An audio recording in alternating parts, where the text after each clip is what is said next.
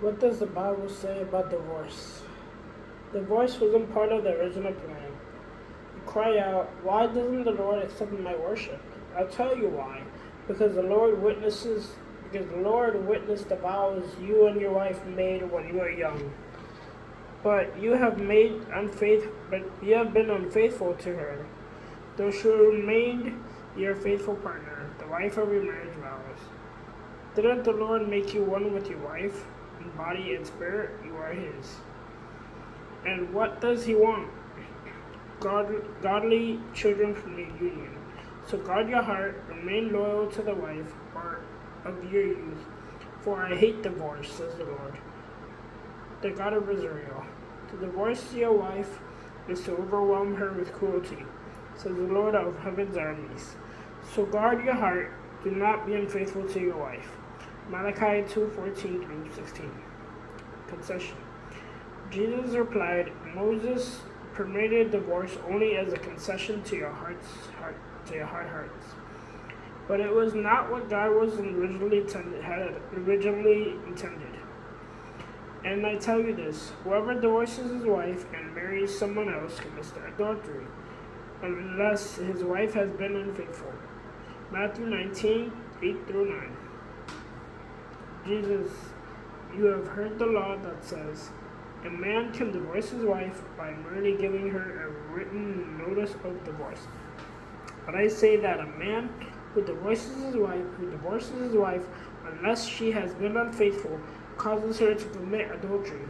And anyone who marries a divorced woman also commits adultery. Matthew 5:31 through 32. More than a human arrangement. Some Pharisees came and tried to trap him with this question. Should a man be allowed to divorce his wife for just any reason?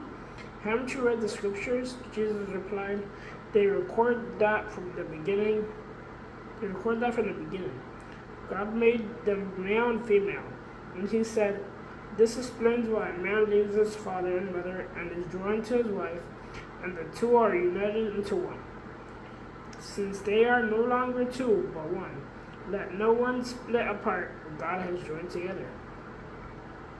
Matthew 19:3 through 6. Values of holding steady. If a fellow believer has a wife who is not a believer and she is willing to continue living with him, he must not leave her. And if a believing woman has a husband who is not a believer and he is willing to continue living with her, she must not leave him. For the believing wife brings holiness to her marriage, and the believing husband brings holiness to his marriage. Otherwise, your children would not be holy, but now they are holy. 1 Corinthians 4:12 through 14. So you see, even if you're going through, even if you or your parents are going through a divorce, just realize that God is in every step of the way. He's there for you in the fire, and He's there for you in the darkness. And even if you can't feel Him right now, that's okay. God is still working. So put your faith in God, and God will take care of the rest.